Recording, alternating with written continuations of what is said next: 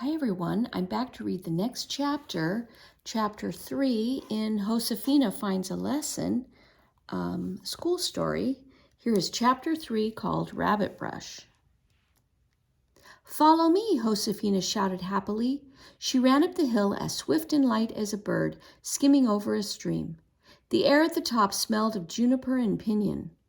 It was pure and cool and thin and sweet. Josefina turned around and called back to her sisters. Wait till you see. There's lots of rabbit brush up here. Josefina and her sisters were on an expedition to find wildflowers, herbs, roots, barks, berries, and leaves. They'd use them to make dyes to color the wool for weaving. Teresita had told Josefina that the Navajos used rabbit brush blossoms to make many shades of yellow. Anna, Francisca, and Clara were not far behind Josefina on the path. Josefina was glad it was almost time for the midday meal.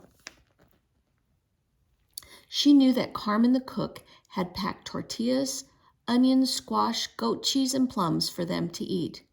The canteen was full of cold water to drink, and Miguel, Carmen's husband, was carrying the food and the canteen. He had come along to make sure the girls were safe. Oh, said Anna when she reached the top of the hill, isn't it pretty up here? Josefina thought Anna looked very pretty herself. She was a little breathless, and her cheeks were reddened by the climb and the wind. All the sisters seemed to be in high spirits. They set to work gathering rabbit brush, delighted to be out in the bracing air and bright sunshine. Clara, who usually liked to keep her feet firmly on the ground, seemed to have a bounce in her step today.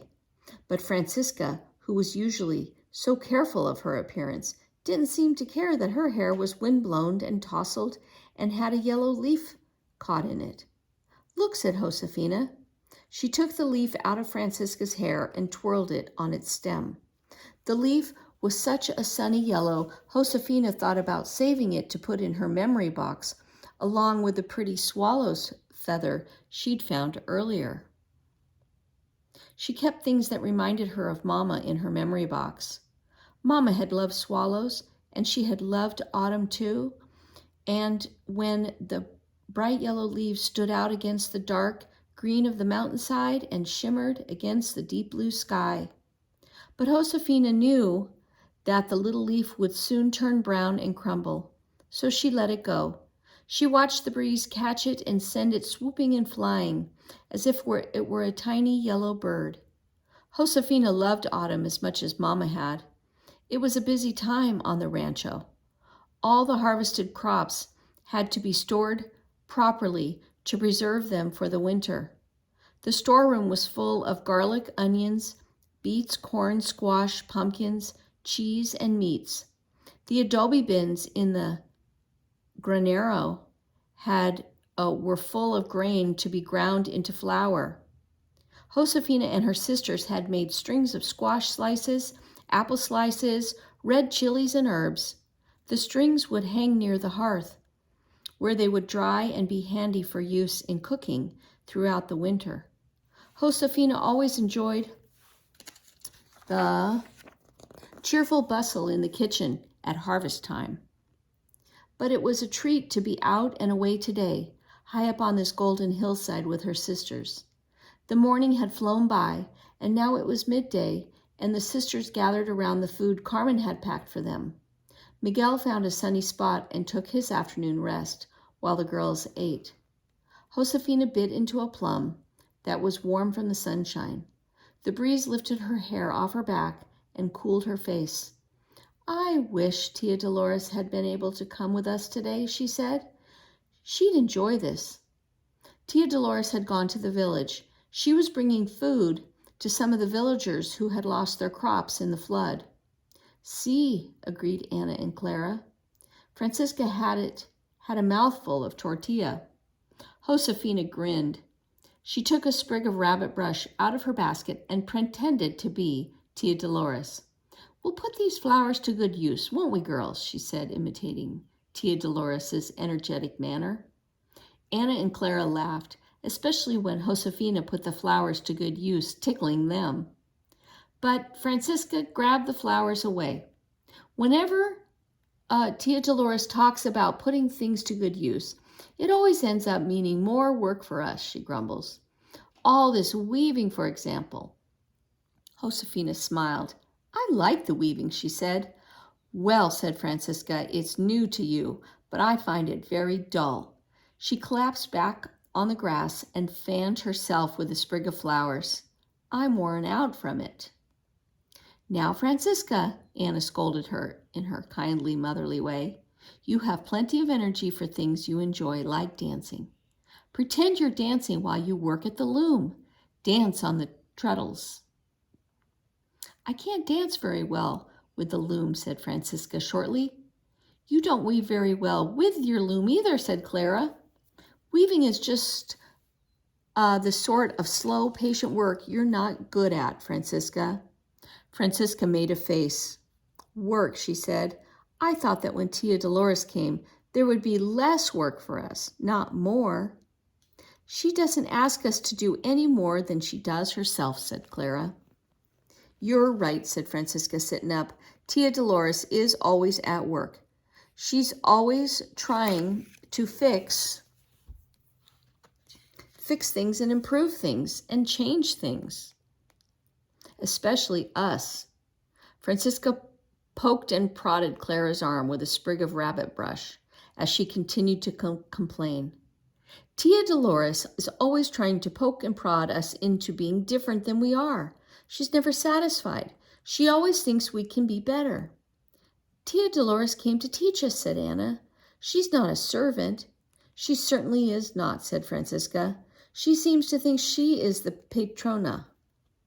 But look at how she's put herself in charge of the weaving business.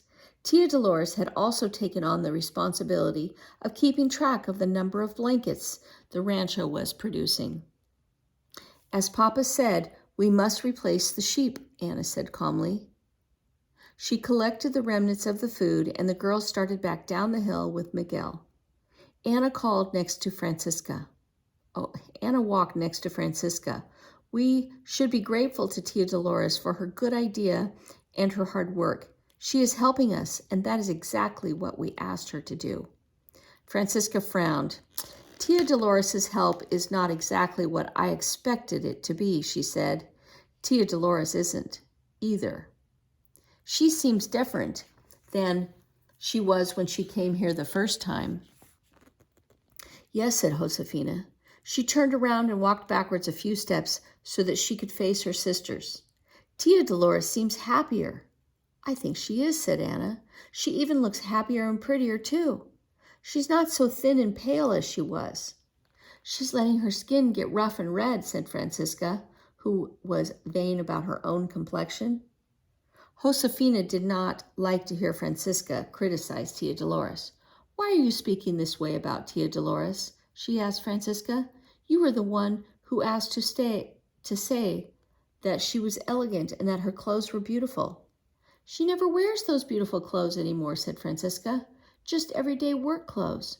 She shook her head and said mournfully, Soon I expect none of us will have anything but worn-out workday clothes. Clara snorted.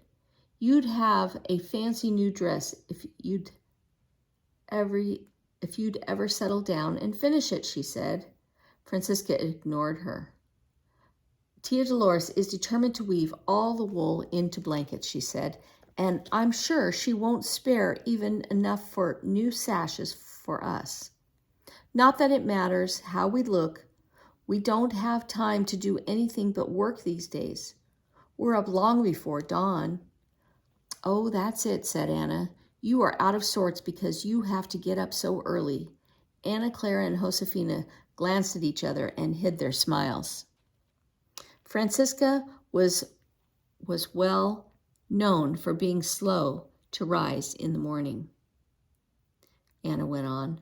Mama always said, no one has a sweeter temperament than you do, Francisca, as long as you have plenty of sleep. Josefina noticed that when Anna mentioned Mama, a strange look crossed Francisca's face. Francisca started to say something, but then she seemed to change her mind, and she said nothing. Josefina took hold of Francisca's hands and swung it as they walked together. Remember the morning song Mama used to sing to you to help you wake up? She asked Francisca. Ever so briefly, the strange look crossed Francisca's face again. Then she began to sing, Arise in the Morning, and she stopped. How did it go? She asked. I've forgotten. Sing it for me, Josefina. Josefina began to sing. Here comes the dawn, now it gives us the light of day. Arise in the morning and see that day has dawned. Josefina sang the song to her in her clear, sweet voice as the girls made their way down the hill. Tia Dolores met them as they passed the orchard. She was carrying a basket full of apples, walking with her usual purposeful stride. Wisps of her ruddy auburn hair curled out from under the rebozo, and her skin flapped in the wind. Josefina, she said, I do love to hear you sing, she smiled. Perhaps you'll sing a special song for all the villagers to hear as part of the Christmas celebration this year. Josefina could feel her own smile sink right off her face. Oh, no, Tia Dolores, she said quickly, too surprised to be polite. She spoke again, this time with more respect. I beg your pardon, but no thank you. Why not? Asked Tia Dolores. A lovely voice like yours is a gift from God. I am sure God means you to use it to delight others, especially if you do so to celebrate Him. Josefina thought of how it would feel to have everyone looking at her, everyone listening to her singing all alone. She shivered. It was scary. It was scarier than lightning. I'm sorry, she said, stumbling over the words. I just couldn't. Tia Dolores looked Josefina straight in the eye. You mean you don't want to, she said, but perhaps one day you will. Josefina felt something jab her arm. It was a sprig of rabbit brush, and Francisca was poking her with it. Francisca raised one eyebrow and gave Josefina a look that said, You see, remember what I said about Tia Dolores poking and prodding us to be different than we are? Wasn't I right? All right, and that was the end of chapter 3. Next time we'll read chapter 4.